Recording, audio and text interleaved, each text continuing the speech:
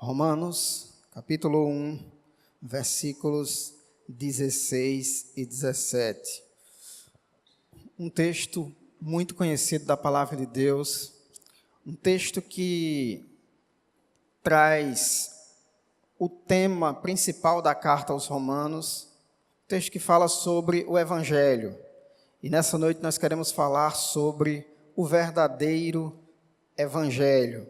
Romanos capítulo 1, versículos 16 e 17. Diz assim a palavra do Senhor: Pois não me envergonho do Evangelho, porque é o poder de Deus para a salvação de todo aquele que crê, primeiro do judeu e também do grego, visto que a justiça de Deus se revela no Evangelho, de fé em fé, como está escrito: o justo viverá por fé. Irmãos, nós temos visto nos últimos anos, principalmente, uma mensagem supostamente do Evangelho sendo pregada na televisão, mas uma mensagem deturpada do Evangelho. O Evangelho, o suposto Evangelho que nós temos visto ser pregado na televisão brasileira, por exemplo, e em muitas igrejas novas atualmente, é uma mensagem do Evangelho deturpada, misturada com promessas de prosperidade financeira, resolução de problemas humanos como cura de doenças e outros. Essa é mais ou menos a mensagem que nós temos visto muitas vezes aí afora, em especial nas ditas igrejas neopentecostais. E o que a gente vê é uma mensagem misturada, uma mensagem deturpada. Você até vê um pouco sobre Jesus Cristo, você até ouve falar algumas coisas relacionadas à cruz de Cristo, mas muita coisa antibíblica misturada e deturpando essa mensagem. De modo que é difícil nós vermos hoje o evangelho genuíno, bíblico de Jesus Cristo ser pregado. Paulo, aqui nesse texto aos Romanos, nessa parte da carta aos Romanos, ele está falando desse evangelho. Ele já alertou também aos Gálatas, lá em Gálatas 1, versículos 8 e 9, ele disse: olhe, ainda que eu, ou mesmo um anjo vindo do céu, se pregar a vocês um evangelho diferente do que o que a gente já trouxe, seja anátema, ou seja amaldiçoado, maldito. O que Paulo estava dizendo? Paulo estava alertando os Gálatas, e é um alerta para cada um de nós ainda hoje. E como esse alerta é importante? Se alguém pregar qualquer coisa que vá além da mensagem que ele já tinha pregado nas Escrituras, que é também a mensagem que os outros autores bíblicos pregaram, se alguém fizer isso, seja maldito. Não acredite, não siga, não deixe de seguir aos ensinamentos bíblicos, porque alguém, talvez por ter visto em uma visão, talvez porque diz que recebeu de Deus uma outra mensagem e chega deturpando a verdade do Evangelho, não acredite, ele deve ser amaldiçoado. Paulo escreve a carta aos Romanos, principalmente porque ele tinha um plano de evangelização da Espanha. A Espanha, nesse momento aqui, início do século I, era um lugar que ainda não tinha sido alcançado pelo Evangelho. Os apóstolos, eles já estavam pregando em muitas regiões ali do mundo conhecido da época. A Espanha não tinha recebido essa mensagem ainda. Paulo tinha a intenção de ir pregar na Espanha. O que é que ele queria? Ele queria que a igreja de Roma, uma igreja grande, uma igreja estruturada, queria que a igreja de Roma ajudasse ele nesse propósito e o enviasse à Espanha. Então ele escreve a carta à igreja de Roma. Na carta, ele vai mostrar o verdadeiro evangelho de Jesus Cristo. Ele vai detalhar, vai sistematizar a mensagem do evangelho de Jesus Cristo.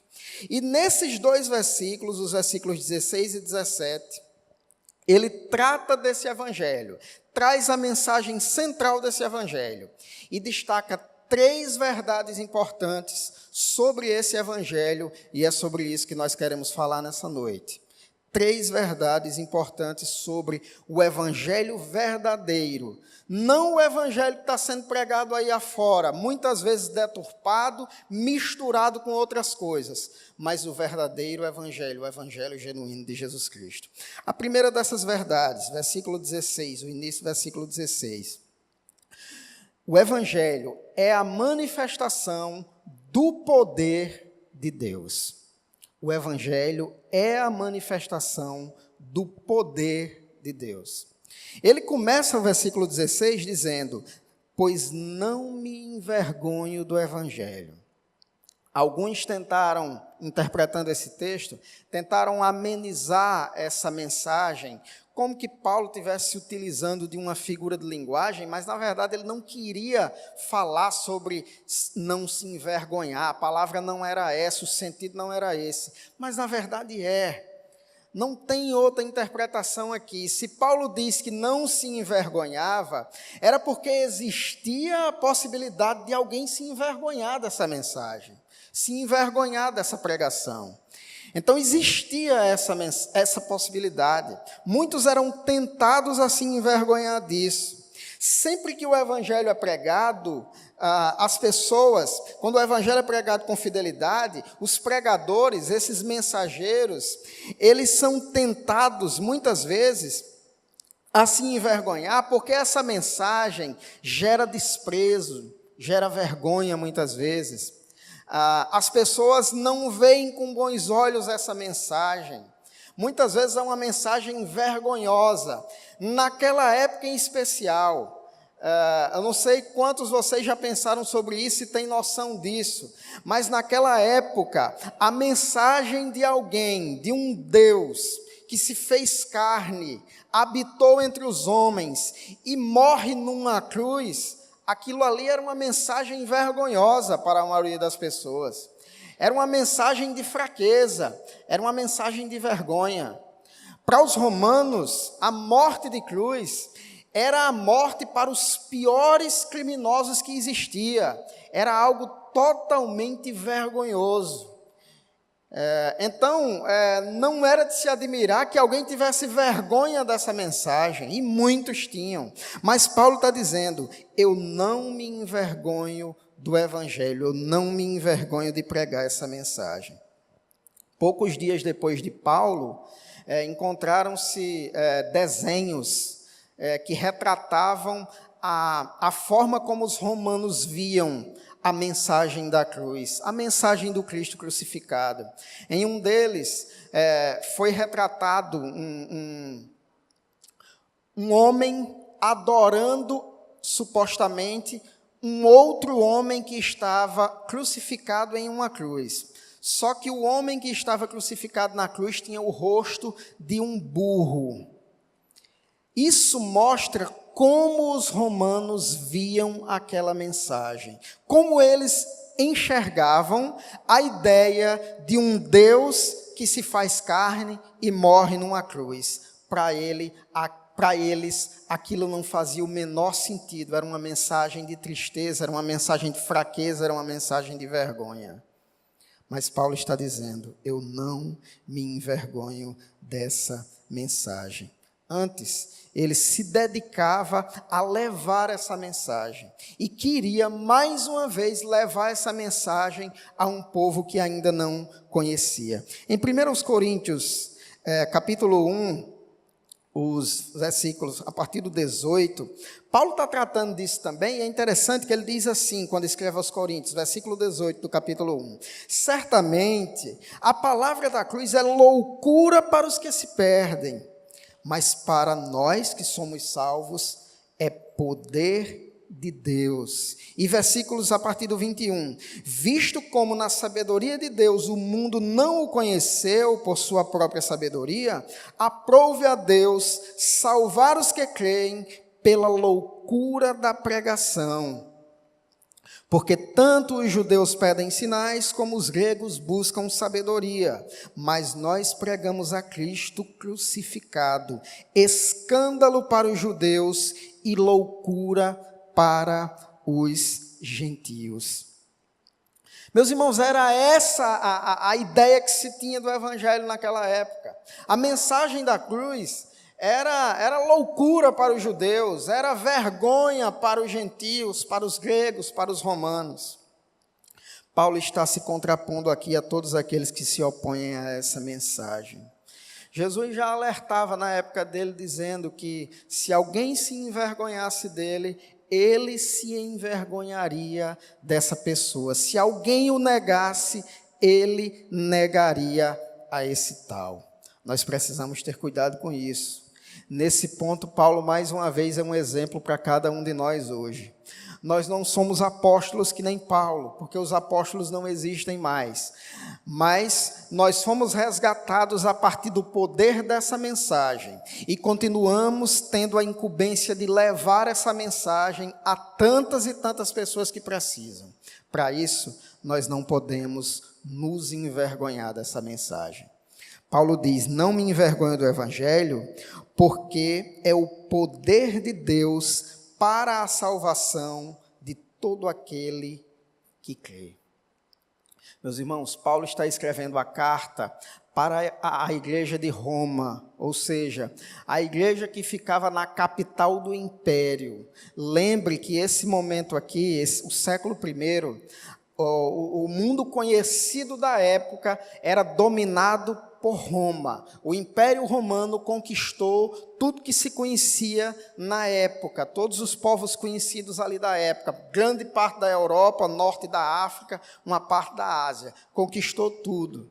Paulo está escrevendo para a igreja que fica na capital do Império, ou seja, Paulo está escrevendo para a igreja que fica no centro de poder da época, poder financeiro, poder político, poder militar. Paulo está escrevendo para esse pessoal, para a gente desse contexto. E era também um povo que, quando via a mensagem da cruz, associava essa mensagem à fraqueza. Mesmo assim, Paulo escreve e diz: o evangelho é poder de Deus. O evangelho é poder de Deus. Sabe por quê? Porque quando essa mensagem é pregada genuinamente, o poder de Deus se manifesta. O poder está em ação. O poder de Deus está em ação. O poder é um atributo divino, meus irmãos. A Bíblia apresenta Deus como um Deus onipotente. Em outras palavras, ele tem o poder de executar a sua vontade, tudo o que ele quiser, tudo que não contraria a sua natureza divina. Nós vemos a manifestação do poder de Deus ao longo de toda a história bíblica, ao longo das Escrituras.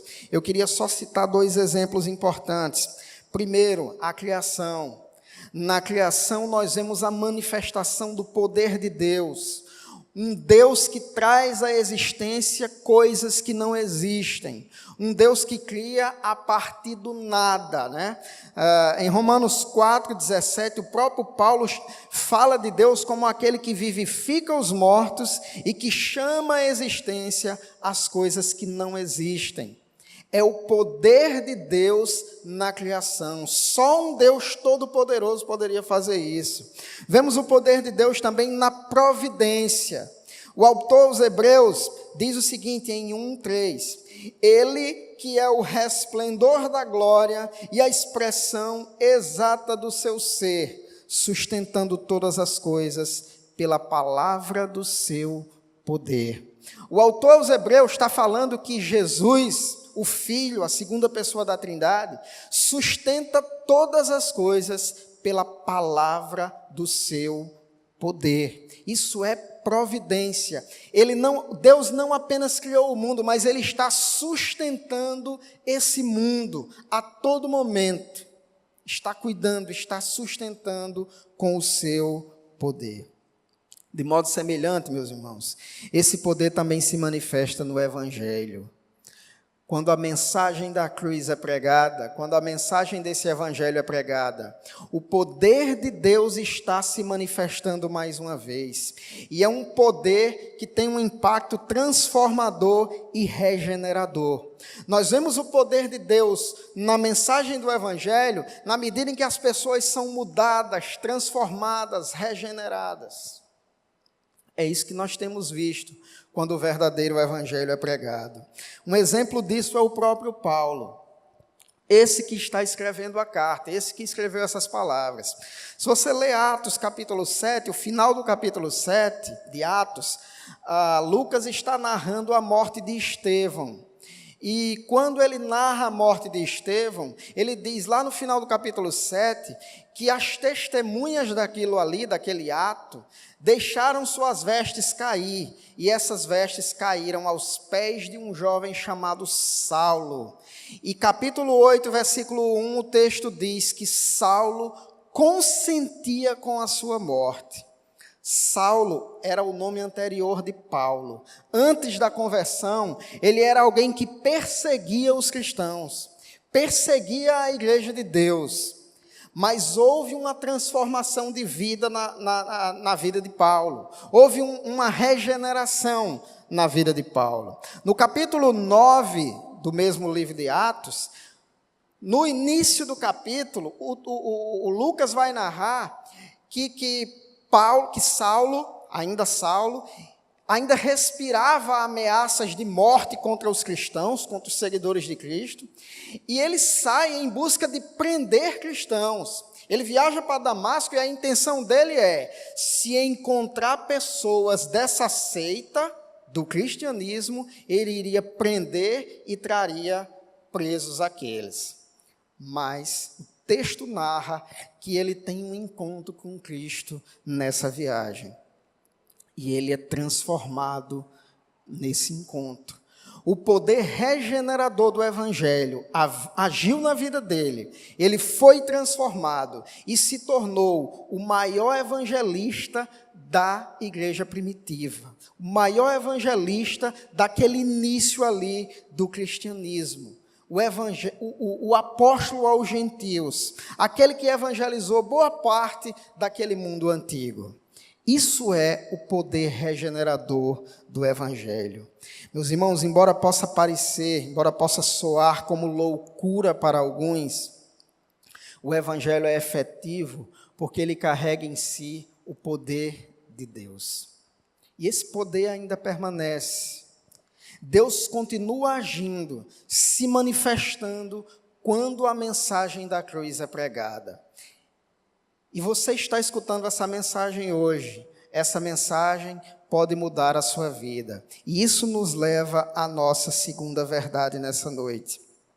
O Evangelho, primeiro, é a manifestação do poder de Deus. Segundo, o Evangelho visa a salvação. O Evangelho visa a salvação. Ainda no versículo 16, Paulo diz, não me envergonho do Evangelho, porque é poder de Deus para a salvação. O Evangelho é poder de Deus para a salvação. Meus irmãos, os homens estão perdidos em seus pecados. É disso que Paulo trata do início da carta aos Romanos até o capítulo 3, versículo 20. A mensagem inicial da carta aos Romanos, quando Paulo vai expor o Evangelho à igreja de Roma, ele começa dizendo que os homens estão mortos em seus pecados. Ele começa com a má notícia. E a má notícia é a verdade de que os homens abandonaram Deus, estão em rebelião contra Deus, Deus está revelando a sua ira santa contra os homens, porque os homens estão mortos em seus pecados.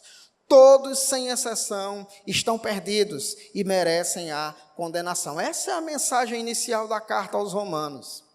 Meus irmãos, se os homens estão perdidos em seus pecados, mortos em seus pecados, eles precisam de salvação.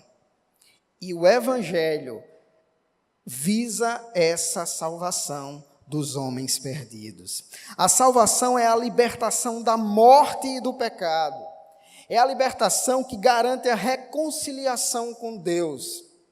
E isso acontece quando o homem crê nessa mensagem e se volta para Deus. Aquele homem que está em rebeldia com Deus, perdido, quando ele ouve essa mensagem, entende essa mensagem e se volta para Deus, a salvação pode chegar a esse homem, que antes merecia condenação e que estava perdido. Em João 5,24, Jesus disse: em verdade vos digo, quem ouve a minha palavra e crê naquele que me enviou, tem a vida eterna. Não entra mais em condenação, mas passou da morte para a vida. Quem crê tem a vida eterna, ou seja, quem crê obtém a salvação. Nós podemos falar da salvação negativamente, ela livra da morte e do pecado, e positivamente, ela introduz na justiça e na vida. Romanos 10, 17, o mesmo Paulo disse: e assim a fé vem pela pregação, e a pregação pela palavra de Cristo. Meus irmãos, Deus salva através da mensagem do Evangelho. O poder de Deus, naquilo em que se mostra poderoso para salvar, Ele o faz, Ele faz isso, Ele salva pela mensagem do Evangelho. Não é verdadeiro o mito do indígena inocente. Aquela ideia do indígena ou de qualquer outro povo que não ouviu a mensagem, eles estão inocentes porque eles nunca ouviram essa mensagem. Isso não tem apoio nas Escrituras. Haverá uma salvação especial para eles porque eles não ouviram a pregação. Não há apoio bíblico para isso. Infelizmente, meus irmãos, aqueles que não ouvem a mensagem estão perdidos em seus pecados.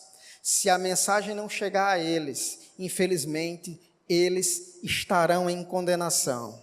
É por isso que a igreja tem que ir e tem que pregar essa mensagem. Não há ninguém inocente, na verdade.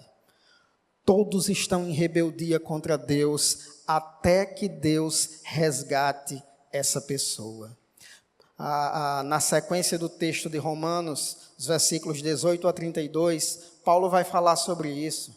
Vai falar como os pagãos estão perdidos. Eles não são inocentes. Eles têm um conhecimento de Deus que vem através da natureza. Paulo disse: olha, o que se pode conhecer de Deus, eles conheceram. Eles sabem que existe um Deus poderoso que criou todas as coisas. Só que eles não se dobram a esse Deus. Eles não buscam esse Deus. Eles adoram a criatura em lugar do Criador.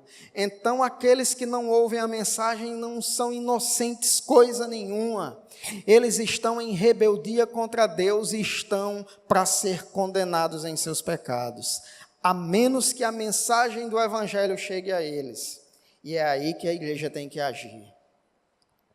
E essa mensagem é poderosa para salvar, meus irmãos. As diversas religiões têm trazido ensinos os mais variados sobre a salvação, têm deturpado essa mensagem de salvação. A Igreja Católica Romana tem ensinado uma salvação por obras, tem ensinado, por exemplo, que existe um purgatório, um lugar onde as pessoas, mesmo morrendo em seus pecados, ainda terão uma chance depois.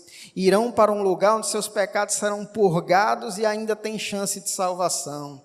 Mas a Bíblia não dá margem nenhuma a essa ideia. Na verdade, a Bíblia não dá margem nenhuma a uma segunda chance após a morte.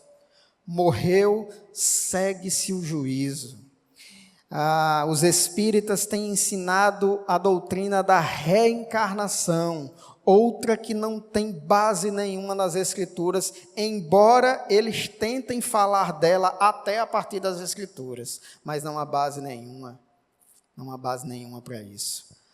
A doutrina da salvação ensinada nas Escrituras, meus irmãos, está em Efésios. O mesmo Paulo, escrevendo aos Efésios, disse que essa salvação, primeiro, não vem de homem, mas é um dom de Deus. Capítulo 2 de Efésios, versículos 8 e 9.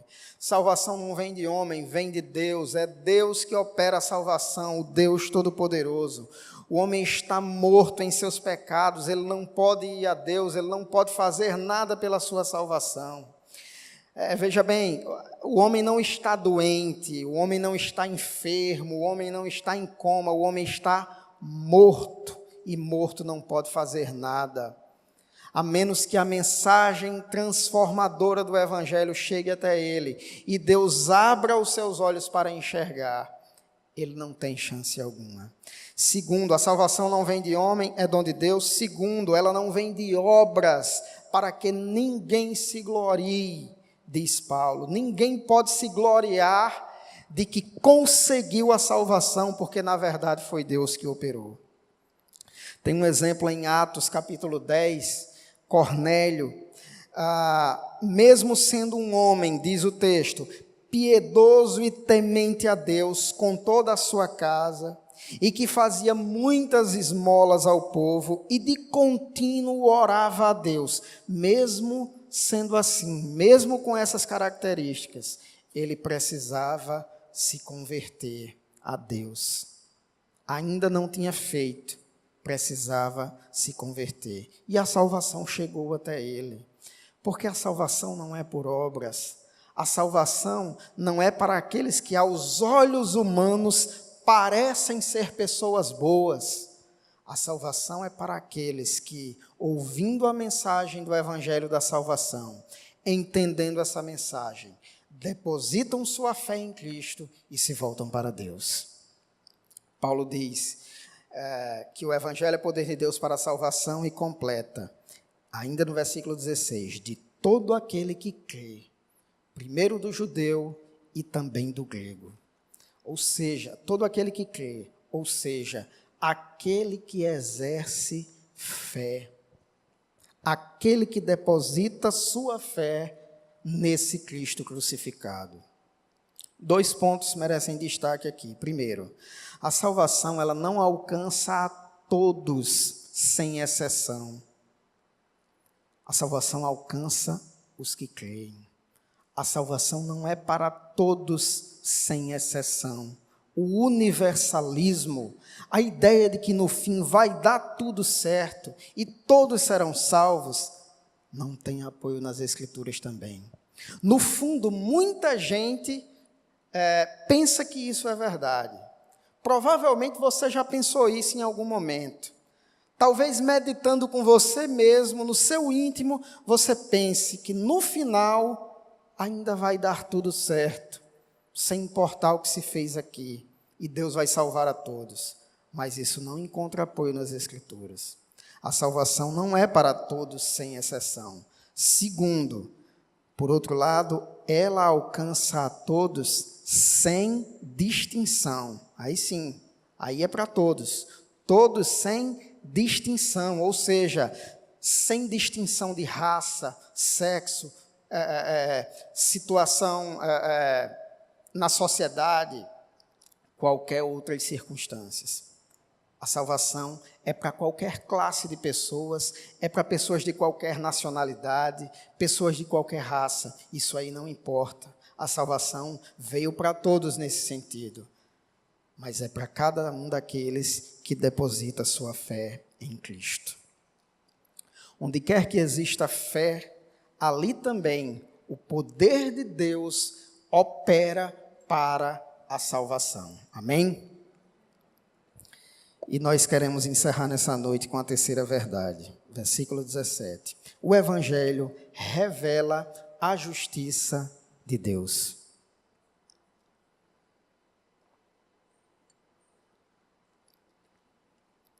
O Evangelho revela a justiça de Deus. Primeiro, o Evangelho é poder de Deus. O Evangelho é a manifestação do poder de Deus. Segundo, o Evangelho visa a salvação. Terceiro e último, o Evangelho revela a justiça de Deus.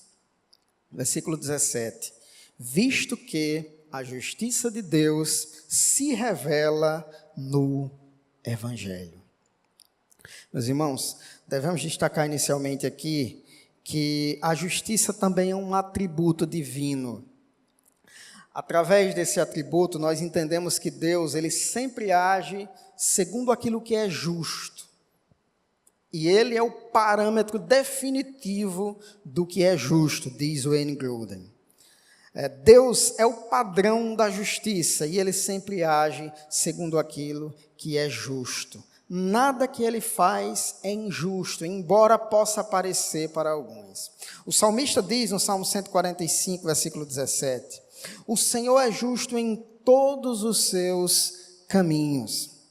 Pela justiça de Deus, meus irmãos, Deus exige que o pecado ele seja punido e que o homem se adapte à sua vontade. Nenhum pecado pode ficar sem punição. O Deus que é justo, o Deus que é justiça, ele exige punição para todo pecado. Por isso Cristo veio e morreu na cruz em lugar dos pecadores. Os pecadores não tinham chance nenhuma de salvação. Cristo, obedecendo a Deus, vivendo para Deus sem pecar e morrendo naquela cruz, ele cumpre o plano de Deus e ele conquista a salvação para o homem perdido. Cristo atendeu, a obra de Cristo atendeu a justiça de Deus. Por isso ele pode justificar os pecadores. Nós, com nossos pecados, merecíamos a condenação. O sacrifício de Cristo nos livra dessa condenação, porque aquele sacrifício atendeu a essa justiça de Deus. A justiça de Deus exigia um pagamento pelo pecado. O pagamento foi feito quando Cristo, obediente em vida e até a morte, morre na cruz, ressuscita ao terceiro dia e consuma a obra de salvação. Essa é a única chance dos pecadores. É a única chance que os pecadores mortos em seus pecados têm hoje. John Stott diz que a justiça de Deus é a justificação justa do injusto. Sua maneira justa de declarar justo o injusto, através da qual Deus demonstra sua justiça e, ao mesmo tempo, nos confere justiça. Como é que pode se perdoar um pecador que merecia a condenação e isso ainda ser justiça? Por causa da obra de Cristo, que viveu e morreu em nosso lugar, obedeceu a Deus em nosso lugar.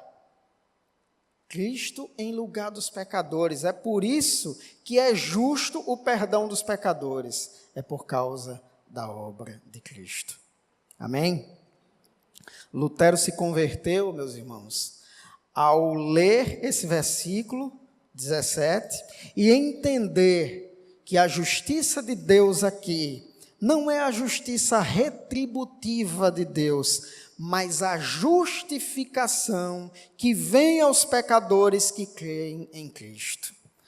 A justiça de Deus aqui é a justificação que pode vir à vida do pecador que se volta para Deus, deposita sua fé em Deus e se converte a Cristo. Essa é a justiça de Deus aqui. O homem em seu estado de pecado, ele não podia alcançar essa justiça.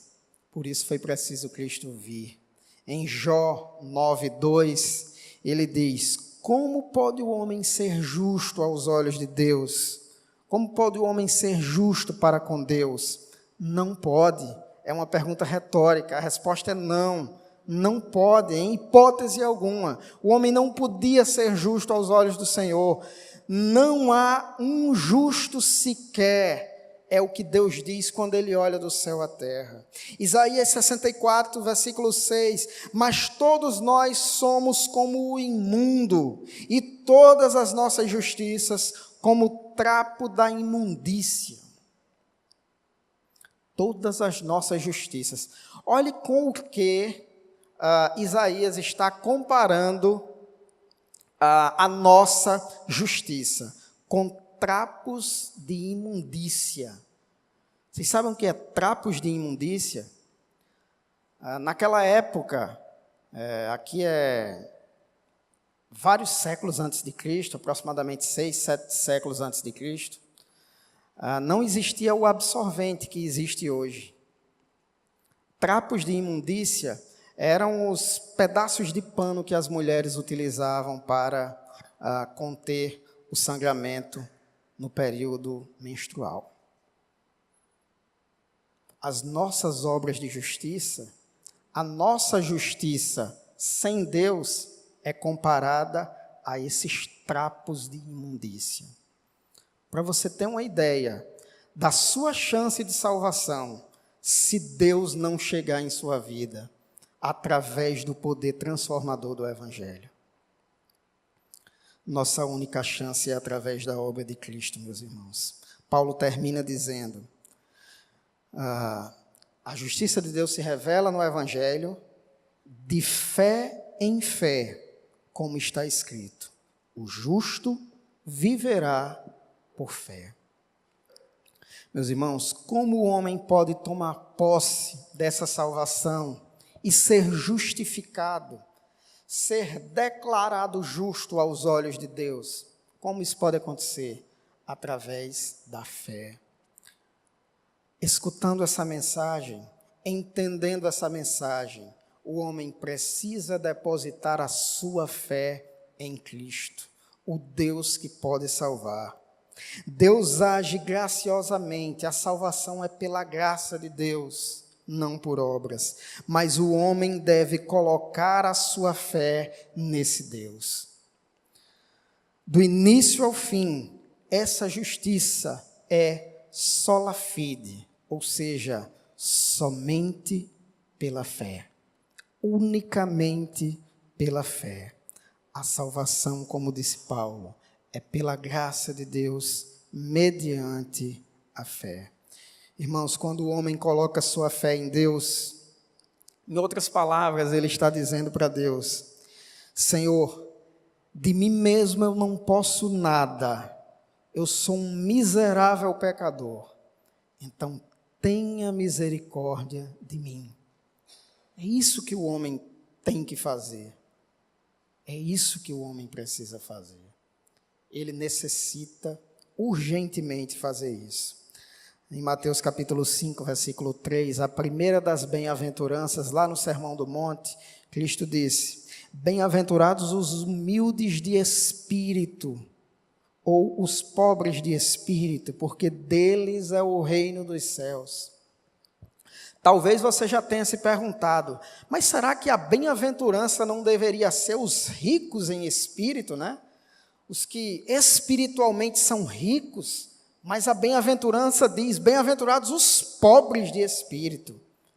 Não sei se você já pensou sobre isso, mas a ideia é a seguinte, o bem-aventurado aqui é aquele que olha para dentro de si e vê que espiritualmente ele não é nada, na verdade. Sem Deus ele não é nada, ele precisa da misericórdia de Deus. Então ele se volta para Deus, olha para Deus e diz, Senhor, de mim mesmo eu não posso nada, eu preciso da sua misericórdia. Esses são os bem-aventurados. Meus irmãos, essa é a mensagem verdadeira do Evangelho. E é isso que o homem precisa escutar. É isso que você precisa escutar. A questão é, como é que você reage a essa mensagem? A maior necessidade do homem não é a cura física, não é ter um emprego melhor, não é prosperar financeiramente, como muitos teleevangelistas têm pregado aí na televisão. E muitas igrejas, principalmente as neopentecostais, têm ensinado. Essa não é a maior necessidade. A maior necessidade do homem, meus irmãos, é a salvação. O homem precisa que seus pecados sejam perdoados a partir da obra de salvação, a obra graciosa de salvação de Deus. E essa é a única chance que o homem tem de se reconciliar com o seu Deus. O que o homem precisa é dessa justificação que vem através da salvação que só Deus pode dar. E isso acontece quando, vindo o poder de Deus até você, através da mensagem do Evangelho, você se volta para Deus, se converte a Ele, se arrependendo dos seus pecados e colocando fé nele. O meu desejo é que você entenda essa mensagem e faça isso. Você precisa fazer isso urgentemente. Que Deus possa nos abençoar e nos leve a cada dia, continuar levando essa mensagem, a mensagem verdadeira do Evangelho genuíno. Que Ele nos abençoe. Amém.